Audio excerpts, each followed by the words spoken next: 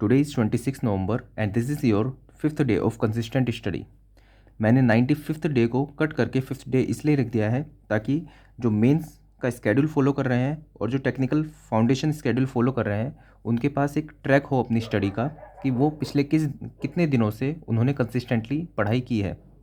तो आप क्योंकि मेंस वाले तो 5 दिनों से स्टडी कर रहे हैं पिछले, तो इसलिए अब डे 5 डे 6 इस तरह से ही चलेगा। तो ये आपका फिफ्थ डे है कंसिस्टेंट स्टडी का। तो आज का जो आपका मेंस स्केड्यूल है पहले मैं वो बताऊंगा और उसके बाद फिर फाउंडेशन स्केड्यूल आपको बताऊंगा। आई होप आपको अब तक जो आपको काम मिला है आपने उसको कंप्लीट किया होगा, तभी आगे बढ़ने का कुछ फ़ायदा है। नहीं तो मैं डेली काम दूंगा और आप उसको छोड़ते जाओगे तो चीज़ें पाइलअप होती चली जाएंगी, फिर वो बिल्कुल ऐसे ही दिखेगा जैसे कि आप पूरा सिलेबस देखते हो कि जितने मैं काम दे चुका हूँ वो पाइलअप हो जाएगा, वो आप फिर एक दिन में नहीं कर पाओगे। इसलिए जो काम मिल रहा है डेली उसको डेली करते जाओ। अगर बहुत कम लग रहा है तो पहले उसको काम को कंप्लीट कर दो और उसके बाद आगे जो भी आपको पढ़ने का मन हो आप वो पढ़ सकते हो। तो मेंस का स्केड्यूल स्टार्ट करते हैं आज का। तो आज आपको मोस्ट इम्पॉर्टेंट क्वेश्चन आपको कवर करना है। ये लगभग हर साल पूछा जाता है और पूछा जाएगा आगे तक भी। तो बीम डिज़ाइन एंड एनालिसिस क्या क्या होते हैं थोड़ा सा मैं बता देता हूँ आपको। बीम डिज़ाइन मतलब आपको बेंडिंग मोमेंट दे दिया जाएगा, आपको बता दिया जाएगा कि इतना लोड इसके ऊपर पड़ने वाला है बीम के ऊपर, तो बीम को डिज़ाइन करो। डिज़ाइन मतलब उसकी विड्थ कितनी होनी चाहिए, उसकी डेप्थ कितनी होनी चाहिए, उसके अंदर कितना रीइंफोर्समेंट हम डालेंगे। रीइंफोर्समेंट इस तरह से डालना है ताकि वो अंडर रीइंफोर्स रहे। अगर आपने देखा कि आपको बोला है कि उसकी विड्थ विड्थ और डेप्थ दे दी गई है, मान लो विड्थ और डेप्थ दे दी गई है बीम की, तो आप इस विड्थ और डेप्थ से इसका क्यू लिमिटिंग निकालोगे, सॉरी एम लिमिटिंग निकालोगे। मान लो आपको दिया है कि आपको इतना मोमेंट रजिस्ट करना है, मान लो 100 किलो न्यूटन मीटर आपको मोमेंट रजिस्ट करना है, लेकिन एक पर्टिकुलर सेक्शन की मोमेंट कैपेसिटी होती है, उसको एम लिमिटिंग कहते हैं। अगर एम लिमिटिंग इसकी 80 आ रही है, 80 किलो न्यूटन मीटर, तो आप इसके अंदर और स्टील डाल के इसको 100 नहीं पहुंचा सकते। अगर उसको पहुंचाने की कोशिश की आपने तो ये ओवर इन्फोर्स बीम बन जाएगा, ठीक है, जो कि हम नहीं कर सकते अपने कोडल एनालिसिस के हिसाब से। तो हम क्या करेंगे उस केस में, इसको डबली इन्फोर्स भी डिज़ाइन करेंगे। तो आपके एसएससी जेईई के पीवाईक्यू में जितने भी बीम के डिज़ाइन के क्वेश्चन हैं वो सब आप कवर करोगे। पहला होगा डिज़ाइन का, जिसके अंदर आपको मोमेंट दे दिया जाएगा, कितना मोमेंट नहीं हुआ तो आपको आपको लोड दे दिया जाएगा, लाइव लोड दे दिया जाएगा। डेड लोड आप इससे निकाल लोगे कि इसकी विड्थ है डेप्थ है कितनी है, उसके अकॉर्डिंग 25 डेंसिटी मान के आप इसका डेड लोड निकाल लोगे। उन दोनों से आप मोमेंट निकाल लोगे WL²/8, अगर ये सिंपली सपोर्टेड बीम है। तो इस तरह से आप पहले लोड निकाल लोगे। लोड निकालने के बाद आप इसका मोमेंट निकाल लोगे, मोमेंट कितना लग रहा है इसके ऊपर वो देख लोगे, और इस मोमेंट को रेजिस्ट करने के लिए कितना आपको रीइंफोर्समेंट डालना पड़ेगा वो देखोगे। फिर इस रीइंफोर्समेंट को आप चेक करोगे कि ये मैक्सिमम से ज़्यादा तो नहीं निकल गया, मिनिमम से कम तो नहीं रह गया, ठीक है। उसके बाद फिर इसको शेयर में भी चेक करोगे आप, डेवलपमेंट लेंथ इसकी चेक करोगे। ये सब चीज़ें आपको आज ही सीखनी है। ये है बीम डिज़ाइन। एनालिसिस में क्या होगा, एनालिसिस में आपको दे दिया जाएगा कि बीम इतना है, इसकी डायमेंशन ये है, इसके अंदर इन्फोर्समेंट आ रहा है इतना। अब आपको बताना है कि कितना लोड झेल पाएगा, कितना लोड झेल पाएगा, कितना मोमेंट झेल पाएगा। ये होता है एनालिसिस। एनालिसिस थोड़ा इजी होता है बीम डिज़ाइन के कंपैरिजन में, लेकिन आपको दोनों चीज़ें ही करनी है। तो मैंने आपको ओवरव्यू दे दिया आपको कि आज आपको पढ़ना क्या है इसमें। तो इस चैप्टर में सीधा आप इसमें आओगे पहले क्वेश्चंस के थ्रू। क्वेश्चंस नहीं समझ में आएंगे तो थोड़ा आप थ्योरी पे जंप करोगे। आपकी जो अप्रोच रहेगी वो न्यूमेरिकल ही अप्रोच रहेगी, ठीक है। तो मेन से स्केड्यूल में आपको बीम डिज़ाइन एंड एनालिसिस करना है, और थ्योरेटिकल पार्ट में आपको फिर से बहुत मोस्ट इंपॉर्टेंट जो आपका टॉपिक है plate load test. Plate load test, soil की बियरिंग कैपेसिटी निकालने के लिए हम प्लेट लोड टेस्ट यूज़ करते हैं। अब प्लेट लोड टेस्ट का आपको अभी क्या करना है, प्लेट लोड टेस्ट की उसकी डायमेंशन कितनी होती है। जैसे मान लो हमने गड्ढा किया तो ये जो प्लेट लोड टेस्ट होगा तो ये कितना होता है, ये मान लो 5B होता है, ये B होता है, मुझे याद नहीं आ रहा है ये, ठीक है। इसकी थिकनेस कितनी होती है, मिनिमम जैसे 25 मिलीमीटर होती है आई गेस, ठीक है। और उसके बाद इसके अंदर जो विड्थ होती है इसकी कितनी कितनी होती है, 30 सेंटीमीटर से 75 सेंटीमीटर तक की विड्थ दे सकते हैं। ये सर्कुलर भी हो सकती है, रेक्टेंगुलर भी हो सकती है, ठीक है। और उसके बाद ये किस टाइप की सॉइल के ऊपर लग सकती है, ठीक है, कि मतलब किस टाइप की सॉइल के लिए प्रेफरेबल होगी, लेकिन क्ले के लिए भी यूज़ कर लेते हैं वैसे। आपकी सैंड के लिए होती है ये, ठीक है। तो ये सब चीज़ें जो भी आपके दिमाग में होगा प्लेट लोड टेस्ट से रिलेटेड वो। अब प्लेट लोड टेस्ट जब लगाते हैं तो दो चीज़ें होती हैं कि क्यू जो निकालने के लिए होती है, क्यू इफेक्टिव, क्यू अल्टीमेट निकालने के लिए होती है। दूसरा सेटलमेंट के लिए इसके अलग अलग फॉर्मूले होते हैं। अगर आप क्ले की बात करें तो SF/SP, is equal to B F upon B P, ठीक है। और अगर जो आप यहाँ पे सैंड की बात करेंगे, सैंड के केस में S F upon S P is equal to B F upon B P plus 0.3 upon B F plus 0.3 का होल स्क्वायर, ये सब फॉर्मूले होते हैं। इसके अंदर एक ग्राफ बनता है, आपके पास ग्राफ बनता है सेटलमेंट क्यू और सेटलमेंट का, वो आपको पता होना चाहिए, वो आपको बनाना है अभी, ठीक है। बिना देखे ये सब मैं आपको बस एक हिंट दे रहा हूँ, ये सब आपको लिखना है इसके अंदर पूरा का पूरा। अच्छा हुआ कि आप इसका कोड भी याद रख लो, मुझे याद नहीं है कोड इसका क्या था, तो कोड भी का नाम भी याद रख लो, आई एस कोड जो भी था 1881 या फिर जो भी था, मुझे याद नहीं है अभी। तो ये सब आपको लिखना है। हाँ, एक और चीज़ की लिमिटेशंस क्या क्या है इसकी, कि हम यूज़ तो कर रहे हैं लेकिन इसके अंदर क्या क्या होता है, टाइम इफेक्ट आता है, इसके अंदर स्केल इफेक्ट आता है, कि यहाँ पे तो हमने यूज़ कर लिया इसको, इसके हिसाब से इसका ये बना। अगर जो नीचे होमोजीनियस नहीं हुई सैंड, तो उस केस में अगर जो इसका जो प्रेशर बल्ब इतना जाएगा तो ये सही रिजल्ट नहीं देगा। तो ये जो भी आप जानते हो प्लेट लोड टेस्ट के बारे में, आपको सब लिख देना है। 30 नंबर का क्वेश्चन है, बिना बस इन हिंट्स के अकॉर्डिंग और आप जो जानते हो उनके अकॉर्डिंग आपको लिख देना है इसके बारे में। तो मेंस का स्केड्यूल आपका क्या है, beam design analysis plus plate load test, ये आपका थ्योरेटिकल क्वेश्चन रहेगा। इसके अंदर जो जानते हो आप वो आप लिख दोगे। अब आता है फाउंडेशन, टेक्निकल फाउंडेशन स्केड्यूल। तो आप लोग अभी तक आरसीसी के अंदर बेसिक कॉन्सेप्ट पढ़ चुके हो, प्लस लिमिट स्टेट आपने पढ़ा है और साथ में उसके क्वेश्चन किए हैं। आज आप क्या करोगे, सोइल का आप बेसिक स्टार्ट करोगे। अब जो आप पढ़ चुके हो उसको डेली आपको रिवाइज करते रहना है। ऐसा नहीं है कि आपने इसको पढ़ लिया तो आपके लिए हमेशा के लिए याद हो गया, ऐसा नहीं है। आप जितनी बार सेम नोट्स को पढ़ोगे उतनी बार आपको कुछ नया सीखने को मिलेगा। एटलीस्ट 5-6 बारी तक तो आप जब तक उसे पढ़ोगे हर बार आपको कुछ नया सीखने को मिलेगा। उसके बाद सेचुरेशन आ जाता है, लगभग हम जान जाते हैं चीज़ों के बारे में। लेकिन हाँ, 5-6 बार तो एक बार आपको 5 to 6 टाइम्स आपको पढ़ना ज़रूरी है जो आपने नोट्स पढ़ा है। तो आप इसको वापस से पढ़ोगे, इन दोनों चैप्टर्स को जो जो मैंने बताया था। क्वेश्चंस आपने देख लिए होंगे, नहीं कंप्लीट कर पाए होंगे तो उसको कंप्लीट करोगे। प्लस आज आप सोइल स्टार्ट करोगे अपनी, ये आप करते रहोगे। एक साथ हम आरसीसी ख़त्म नहीं करेंगे, एक साथ कोई भी चैप्टर ख़त्म नहीं करेंगे, हम इंपॉर्टेंट चैप्टर्स पहले ख़त्म करेंगे ताकि ओवरऑल आपका बेस बनता चला जाए, हर सब्जेक्ट की आपको नॉलेज होती चली जाए। तो आप सोइल आज करोगे, सोइल का पहला चैप्टर क्या क्या पढ़ना है वो मैं आपको बता देता हूँ।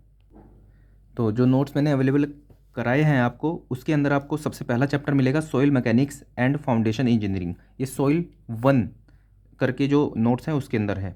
इसके अंदर आप क्या करोगे, जिसको रीडिंग मारनी है बस उसको रीडिंग मारनी है, मैं बता दूंगा, और जिसको आराम से बैठ के समझना है उसको मैं अलग से बता दूंगा। तो ये बिल्कुल रीड मारते हुए चलना है आपको, ये सब चीज़ें। हाँ, छोड़ना कुछ नहीं है, रीडिंग जरूर मारनी है आपको, क्योंकि बेसिक चीज़ें हैं कि सोइल बनती कैसे है ये एटलीस्ट आपको पता होना चाहिए। तो रीड मार के आप रीडिंग करके ही आपको समझ में आ जाएगा ये सब चीज़ें। तो ये सब आप रीड करते हुए चलोगे, ठीक है। इसको देखो, ये समझने वाली चीज़ है। प्रॉपर्टीज़ वाटर एयर, मतलब किससे प्रॉपर्टी में क्या क्या चेंज आता है, वाटर की वजह से साइज़ में क्या होता है, रिडक्शन होता है, एयर की वजह से क्या होता है। तो ये सब चीज़ें समझने वाली है, एक बारी में नहीं समझ पाओगे। या तो जसपाल सर के आप अगर जसपाल सर की, हाँ, इसको देखो, सॉइल के जो नोट्स हैं और सॉइल की जो वीडियोज़ हैं वो जसपाल सर की अवेलेबल हैं आपके पास यूट्यूब के ऊपर। तो यूट्यूब के ऊपर अनअकैडमी के ऊपर आपकी जसपाल सर की वीडियोज़ अवेलेबल हैं सॉइल मैकेनिक्स की, और उनके अकॉर्डिंग ही ये नोट्स हैं। तो आपको जो भी पॉइंट अगर जो समझ में ना आए आप वहाँ पे भी जाके रिफ़र कर सकते हो। मैं आपको बता देता हूँ यहाँ पे इंपॉर्टेंट पॉइंट, जैसे ये टेबल है, इस टेबल को बहुत अच्छे से उन्होंने समझाया हुआ है। अगर आपको समझ नहीं है तो वहाँ पे जाके समझ सकते हो, बाकी एक बार पढ़ के अभी छोड़ सकते हो। जब 5वीं 6ठी बारी आप पढ़ोगे तो चीज़ें समझ में आने लगेंगी आपको। तो अभी आपको रीडिंग मारते हुए चलना है ये सब कुछ, ठीक है। टाइप्स ऑफ सॉइल बहुत इंपॉर्टेंट टॉपिक है। आपसे सिंपल ऐसे पूछ लेता है कि लेगोस्ट्राइन सॉइल किस चीज़ से रिलेटेड है, तो आपको ये चीज़ें याद करनी है। कुछ चीज़ें रीडिंग करनी होती है, कुछ चीज़ें याद करनी होती है, कुछ चीज़ें समझनी होती है। तो ऊपर वाला सब रीडिंग करना है, ये सब आपको याद करना है। एलुवियल सॉइल कैसे बनती है, लेगोस्ट्राइन सॉइल कैसे बनती है, मैराइन सॉइल, एओलाइन सॉइल, ये सब आपको याद करना है, ये सब चीज़ें, ठीक है। ये जितनी भी टाइप की सॉइल आपको दी हुई हैं इन सबको आपको याद करना है। उसके बाद आगे चलते हैं प्रॉपर्टीज़ ऑफ द सॉइल। अब ये है पूरा समझने वाला 3 फेज़ डायग्राम जो होता है सॉइल का, इसको समझना होता है कि सॉलिड, वाटर और एयर, ये 3 फेज़ होते हैं। इसको किस तरह से रिप्रेजेंट करते हैं, एक साइड वेट, एक साइड वॉल्यूम। तो आपको इसको अच्छे से समझना है, ये बिल्कुल बेसिस है आपका सॉइल मैकेनिक्स का। तो फिर भी अगर आपको समझना है तो आप वहाँ से वीडियो से समझ सकते हो, यूट्यूब के ऊपर अवेलेबल हैं जसपाल सर की वीडियोज़। बाकी आप यहाँ से पढ़ोगे भी इसको तब भी समझ में आ जाएंगी चीज़ें, ठीक है। तो ये सब आपको समझते हुए चलना है। अब प्रॉपर्टीज़ ऑफ सॉइल बहुत बहुत ज़्यादा इंपॉर्टेंट, हर एक प्रॉपर्टी बहुत इंपॉर्टेंट है कि वाटर कंटेंट क्या है। क्वेश्चन के अंदर न्यूमेरिकल्स आते हैं सिंपल सिंपल कि सेचुरेशन निकाल दो, वाटर कंटेंट निकाल दो, ये सब। तो एटलीस्ट आपको सबसे पहले पता होना चाहिए कि वाटर कंटेंट है क्या। जैसे वाटर कंटेंट क्या है, weight of water upon weight of solid. ठीक है, तो ये सब चीज़ें, जैसे वॉइड रेशो क्या है, volume of voids upon volume of solid. Porosity क्या है, volume of voids upon total volume. तो ये सब की आपको डेफिनेशन पता होनी चाहिए। ठीक है, तो जितने भी इसके अंदर प्रॉपर्टीज़ बताई हैं, वॉइड रेशो, पोरोसिटी, सब चीज़ों की, गामा सैचुरेटेड, गामा बल्क, इन सब की आपको डेफिनेशन पता होनी चाहिए। भले ही आपको डेरिवेशन ना भी आता हो, लेकिन एटलीस्ट इनकी डेफिनेशन पता होनी चाहिए। अब डेफिनेशन से ही आपको इनकी जो रेंज होती है वो पता चल जाती है। जैसे सैचुरेशन है, volume of water upon volume of voids, इसकी रेंज जो है 0 से 100 है। वाटर, पानी, जो वॉल्यूम की बात कर रहे हैं यहाँ पे, तो सॉइल के अंदर ऐसा हो सकता है कि पानी ना हो तो 0 होगा, तो वॉल्यूम ऑफ वाटर हो गया 0। ठीक है, तो सेचुरेशन हो गई 0। ऐसा हो सकता है कि पूरा जितना भी वॉइड्स हैं उसके अंदर सभी पानी भर गया है, तो तब क्या हो जाएगा 100। तो 0 से 100, तो आपको रेंज भी याद करने की जरूरत नहीं है, आप इसको समझोगे, अलग अलग वैल्यू पुट करोगे तो आ जाएगी। तो आपको सिर्फ पढ़ना नहीं है, ये आपको समझना है। आगे चलेंगे, ये जो देखो जितने भी आपके पास ये चार्ट्स हैं, वैल्यूज़ हैं, ये आपको याद करनी है। ठीक है, कि 0.25 तक ह्यूमिड मानते हैं, फिर डैम्प मानते हैं, मॉइस्ट मानते हैं, वेट मानते हैं। एक बारी में याद नहीं होगी, लेकिन आप इसको लिख लोगे, याद करते हुए चलना है, क्योंकि डायरेक्टली वैल्यू पूछ ली जाती है। उसके बाद air content, percentage air voids, unit weight, ये सब आपको पढ़ना है, अच्छे से समझना भी है इन सब चीज़ों को, कि सबमर्ज वेट है तो, लेकिन क्या है वो आपको समझना है। आगे चलते हैं, ये सब आपको समझते हुए चलना है। ठीक है, स्पेसिफिक ग्रेविटी देख लेना एक बार कि किसकी कितनी होती है, याद करने की जरूरत नहीं है। आगे बढ़ते हैं, ये सब आपको देख लेना, एक बार पढ़ लेना है, ये सब पढ़ते हुए चलना और समझते हुए भी चलना। ठीक है, डेंसिटी इंडेक्स क्या होती है, फॉर्मूला देख लेना उसका। रेंज क्या होती है, ये आपको समझ में आ ही जाएगी अपने आप। ठीक है, ये दूसरा फॉर्मूला। उसके बाद ये जो चार्ट है इसका, कि 0 से 15, 15 से 35, 35 से 65, 65 से 85, 85 से 100, very loose, loose, medium, dense, very dense, ये सब आपको याद होनी चाहिए चीज़ें। आगे बढ़ते हैं, रिलेटिव कॉम्पैक्शन, ये सब याद करना है आपको। अब नेक्स्ट है पैकिंग ऑफ यूनिफॉर्म स्फीयर। अब देखो एक बार पढ़ लेना, इसका डेरिवेशन समझ में आए तो समझ लेना, नहीं आए तो सिंपल याद रख लेना कि जब लूजेस्ट स्टेट होती है तो उस टाइम पे जो आपके पास वॉइड रेशो होता है, ई मैक्स होता है कितना होता है, और जब डेंसेस्ट स्टेट होती है तब कितना होता है। ठीक है, तो 0.19, ओ सॉरी, कितना होता है, 0.91 और 0.35 होता है आई गेस। तो ये आप देख लेना, एग्जैक्ट याद कर लेना। उसके बाद रिलेशनशिप होती है, inter relationship between properties of soil, बहुत ज़्यादा इंपॉर्टेंट, न्यूमेरिकल सोल्व करने में बहुत काम आती है। सीधा S=WG, इसके ऊपर ही न्यूमेरिकल आ जाता है, एक तो न्यूमेरिकल हमेशा पूछा ही जाता है। तो ये रिलेशनशिप आप जरूर याद कर लेना एक एक। ठीक है, डेरिवेशन आप याद ना भी करो कैसे हुआ है, लेकिन एटलीस्ट आपको पता होनी चाहिए किसकी, जैसे गामा डैश है तो वो G-1 गामा W1 + E, ये आपको याद होना चाहिए, बिल्कुल बाई हार्ट आपको याद होनी चाहिए ये सब चीज़ें। आगे चलेंगे, न्यूमेरिकल करना होगा तो कर लेना। अब आती है इंडेक्स प्रॉपर्टी ऑफ सॉइल। तो इंडेक्स प्रॉपर्टी में क्या है, जैसे वाटर कंटेंट हमने अभी पीछे पढ़ा था, अब वाटर कंटेंट को सॉइल में निकालते कैसे हैं, तो आप इसको रीड मार लेना एक बार। ठीक है, सॉइल में वाटर जो होता है ये सिर्फ रीडिंग का है, ये सब आप रीडिंग करोगे समझ में आ जाएगा, एक बार रीडिंग जरूर मार लेना इसकी। अब वाटर कंटेंट निकालते कैसे हैं, तो आपको एटलीस्ट मेथड पता होना चाहिए कि ओवन ड्राई मेथड से निकालते हैं। ठीक है, एक कार्बाइड मेथड होता है, सैंड बाथ मेथड होता है।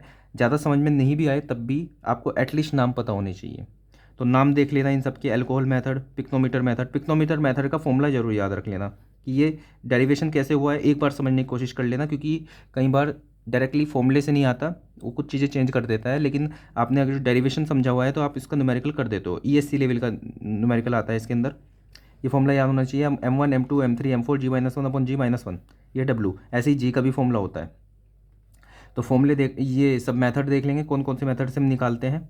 आगे बढ़ते हैं, फिर जैसे वाटर कंटेंट को बताया हमने, ऐसे स्पेसिफिक ग्रेविटी निकालने के भी तरीके होंगे, क्या क्या तरीके होंगे वो पढ़ लेंगे सभी, और फॉर्मूले देख लेंगे सभी, याद कर लेंगे। ऐसी यूनिट वेट ऑफ सॉइल है, इसके बारे में दे रखा है, कैसे निकालते हैं ये एक बार पढ़ लेंगे सब चीज़ें। आगे बढ़ते हैं, core cutter method, sand replacement method, ये सब आप एटलीस्ट पढ़ लोगे, याद करने की जरूरत नहीं है, इसे सिर्फ एक बार पढ़ना है, आपको समझ में आ जाएगा अपने आप। समझ में ना आए तो छोड़ देना अभी के लिए, एटलीस्ट आपको मेथड पता होनी चाहिए। इंपॉर्टेंट, पार्टिकल साइज डिस्ट्रीब्यूशन, कि सॉइल को हम कैसे क्लासीफाई करेंगे, तो पार्टिकल साइज डिस्ट्रीब्यूशन एक मेथड है इसका। तो particle size distribution, particle size analysis देख लेना, सीव एनालिसिस होता है, एक होता है सेडिमेंटेशन एनालिसिस, जो मतलब बड़े पार्टिकल होते हैं, कोर्स होते हैं, उनको सीव, छलनी से छान के देख लेते हैं, और जो बहुत छोटे होते हैं, छलनी से निकल ही जाते हैं, D <75 माइक्रोमीटर, उनको सेडिमेंटेशन एनालिसिस से देखते हैं, मतलब कि उनको पानी के अंदर नीचे बैठा के देखते हैं कि कितनी देर में नीचे बैठ रहा है। तो इसके दो मेथड होते हैं, पिपेट मेथड, हाइड्रोमीटर। बिल्कुल भी कोशिश मत करना कि आपको पहली बारी में समझ में आ जाएगा, एक बार रीड मारना, रीडिंग करना इसकी, 5-6 बार जब रीड करोगे तब अपने आप चीज़ें समझ में आने लगेगी। पहली बारी बिल्कुल मत सोच लेना कि आपको समझ में आ जाएगा, और क्योंकि पहली बारी में अगर जो आप समझने की कोशिश करोगे तो पूरा दिन निकल जाने वाला है आपका इन दोनों को मेथड को समझने के लिए। तो बस एक बार रीड मार के छोड़ देना। आगे बढ़ते हैं। तो आप आज सिर्फ पेज नंबर 33 तक पढ़ोगे और पार्टिकल साइज डिस्ट्रीब्यूशन कर्व आप कल देखना इसको। आज सिर्फ इतना पढ़ोगे क्योंकि ये फिर बहुत ज़्यादा हो जाएगा, आप नहीं कर पाओगे। तो आज सिर्फ आपको इतना पढ़ना है। उसका कल के लिए आपको इसके आगे पढ़ना होगा, मैं आपको बता दूंगा। बाकी मैं भी आप लोगों से एक्सपेक्ट करता हूँ कि थोड़ा कोऑपरेट करना। मेरा 28 को एग्ज़ाम है, अगर मैं कल परसों वीडियो नहीं बना पाया तो उसके लिए एक्सट्रीमली सॉरी। आप तब अपने आप से काम लेके उसको कर लेना, ठीक है। तो थोड़ा सा आप मेरे साथ भी कोऑपरेट करना इस चीज़ के लिए, ठीक है। So that's all for this video, thank you.